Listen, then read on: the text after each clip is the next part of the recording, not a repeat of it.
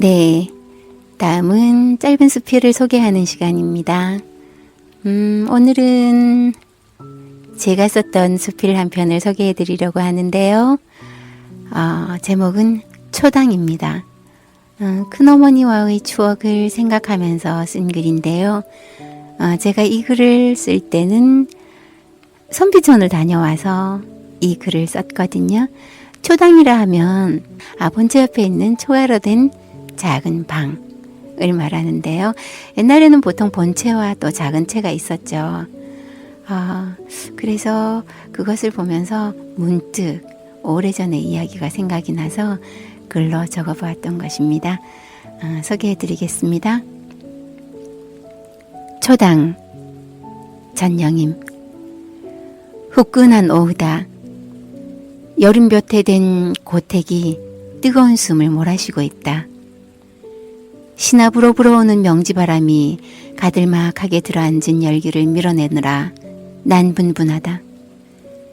떠밀리지 않으려는 뜨끈한 공기가 바람과 뒤섞여 고사끼를 휘돌았다.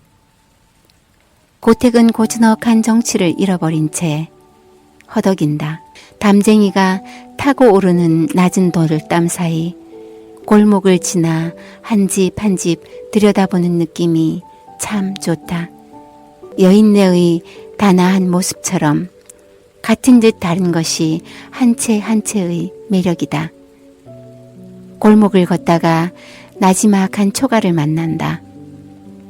정갈하고 아담한 느낌, 내 유년의 집이 이랬다. 툇마루가 이어진 문턱 높은 집은 어린 내가 드나들기에는 힘에 겨운 곳이었다. 엉덩이를 뒤로 하고 깨금발로 겨우 짚어 뒷걸음으로 내려오는 것이 우리 집 문턱이었다.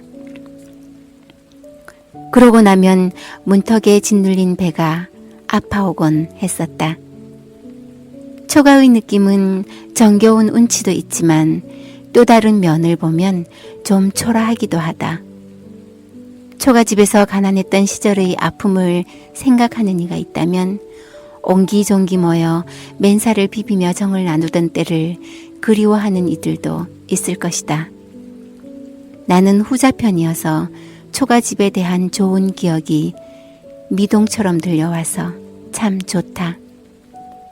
초가집 처마 아래 낮게 걸린 툇마루에 앉아있으면 따사로운 볕이 들던 초당의 잔잔한 추억이 종종 찾아든다.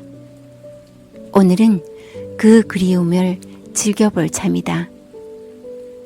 펄펄 끓던 고택의 하늘 위로 한때의 매지구름이 이글거리던 태양을 빠르게 덮어갔다. 이내 비올바람이 불었다.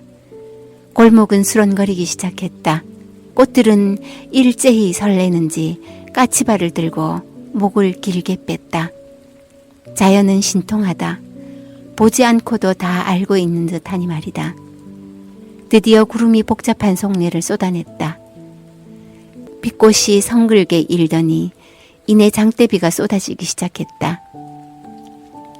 불각시 내린 장대비에 꽃들은 몸을 가눌 겨를도 없이 허리를 꽂고 고스란히 비를 맞았다. 잠시 후면 이 고통의 시간을 벗어나 가뭄에 시들었던 꽃들은 서서히 생기를 찾을 것이다. 꼼짝없이 초가집 처마 아래 갇히고 말았다. 구름의 눈물을 고스란히 받아안은 초가지붕의 지푸라기를 따라 빗물이 뚝뚝 떨어지는가 싶더니 이내 굵은 물줄기로 낙하했다. 초가는 후끈하던 몸을 적시더니 지푸라기 향기를 풀어 헤쳤다. 오른손을 내밀어 손바닥에 빗물을 받았다. 힘찬 듯 하면서도 따뜻하게 닿는 이 부드러운 느낌이 좋아 한참을 그러고 있었다. 떨어지는 빗줄기를 따라 알씀풀에 유년이 소환되어 왔다. 큰어머니가 기거하시는 방은 본체와 좀 떨어진 초당이었다. 원래 이 초당은 일꾼들이 쓰던 방이었다. 사촌 오빠가 결혼하면서 일꾼은 더 필요 없게 되었다. 안채에 살던 큰어머니의 생활 공간도 초당으로 비접하여 밀려났다. 문을 열면 당신만의 독특한 향기가 풀썩 일어나 먼저 인사를 하곤 했다. 코끝을 몰씬하게 침범해온 그것은 향기라기보다 지독한 냄새였다. 정확히 무슨 냄새인지도 모르는 것이 적응하는데 한참 걸렸지만 더 오랜 세월이 지나 난 알았다. 그것은 고혈이 만들어낸 지독한 외로움의 냄새였다. 나는 큰어머니의 방에서 자주 놀았다. 봄, 여름, 가을에는 들러 산으로 뛰어다녔지만 겨울이면 화로불이 발갛게 익어가는 그 방은 나를 포함한 몇몇 아이들의 놀이터였다. 당신이 아끼시던 옷가지로 치장을 하고 우리는 가수가 되기도 했다가 회사원이나 시장골목 아줌마가 되는 1인 면역의 역할놀이를 했다. 들까부는 시끄러움 속에서도 큰어머니는 싫은 내색 없이 우리가 놀고 있는 옆에서 유일한 친구인 화투장을 가지고 노셨다. 그러다 실증나면 가은에 주운 알밤을 화롯불에 구워 우리를 빙 둘러앉혀 옛날 이야기를 해주곤 하셨다. 성가셨을 텐데도 내색하지 않으셨고 오히려 맛있는 것들을 챙겨주며 우리의 발걸음을 부르셨다. 그것은 외로움을 이겨내는 큰어머니만의 방법이었을지도 모른다.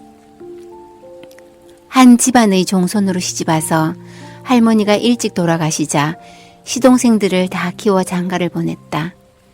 나이 40도 되지 않아 금쪽같이 키워온 서울의 유명한 대학까지 보냈던 큰아들을 병으로 잃었다.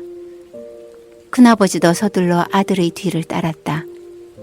여자로 살면서 그보다 더 고통스럽고 저린 가슴이 또 있을까? 삼시세끼 밥 먹는 시간을 제외하고 당신은 늘 초당의 지킴이셨다. 본체에 아들과 며느리가 있었지만 참 묘한 것이 시어머니와 며느리의 관계였다. 시어머니의 눈에 며느리는 곱지 않았고 며느리의 눈에 시어머니는 고약하여 늘 서걱거렸다. 서로 밀고 당기는 신경줄을 어린 나도 느꼈으니 말이다. 내 눈에 큰어머니는 늙고 나약한 존재였고 사촌 올케는 젊고 예뻤다.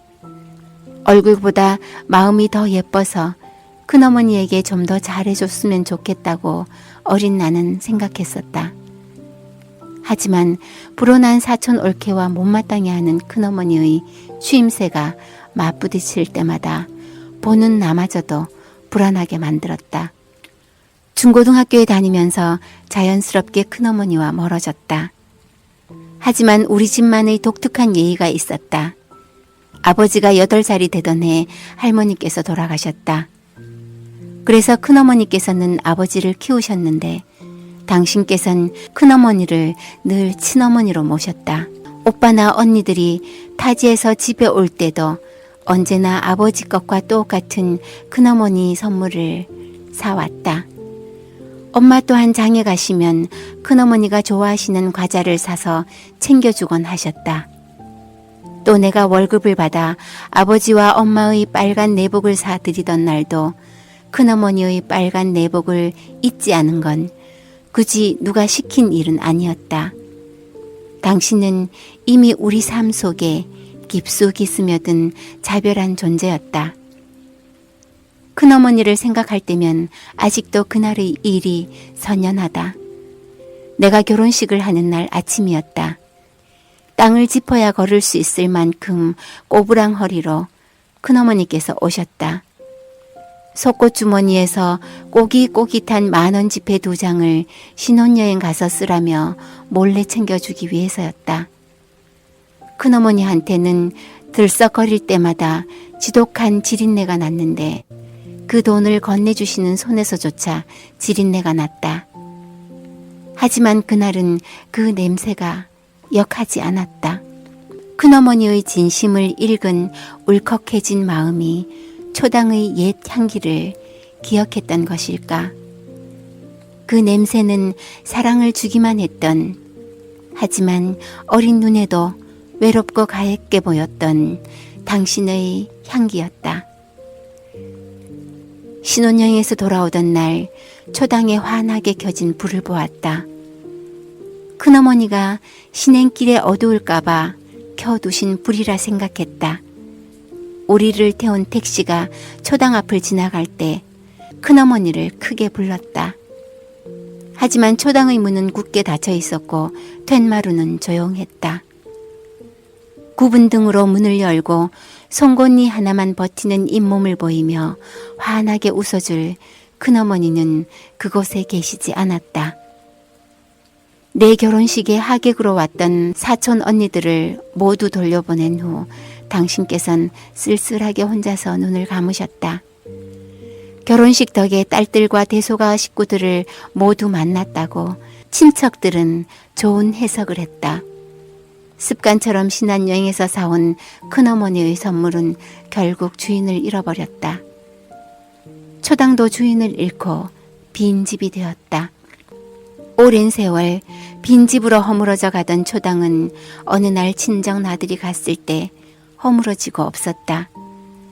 큰어머니가 돌아가셨을 때보다 더 허전했다. 내가 초당에 애당기는 건 아마도 큰어머니와의 특별한 추억들이 있어서가 아닌가 싶다. 무조건의 사랑을 주셨고 결려문 척 하셨지만 깊은 두려움과 외로움을 품고 사셨던 당신에 대한 애잔함이었던 것 같다. 오랜 세월 초당에서 너덜건같이 살았던 삶이 얼마나 힘겨웠을지 상상해 본다.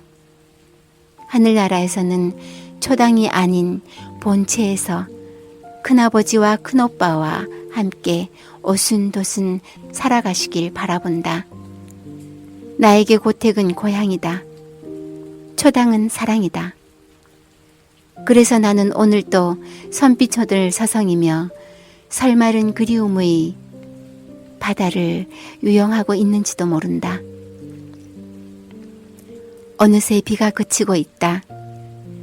생기를 얻은 꽃들이 부는 바람에 물기를 털며 화사하게 생글거리고 있었다. 한 줄기의 비로 꽃들은 다시 살아났고 고택은 열기를 식혔다. 그동안 나는 초당에서 넘치는 사랑을 주셨던 큰어머니의 사랑을 만나고 왔다. 심호흡을 해본다. 초당문을 열면 몰씬하게 풍겨오던 큰어머니의 향기가 아직도 코끝에서 맴돌고 있다.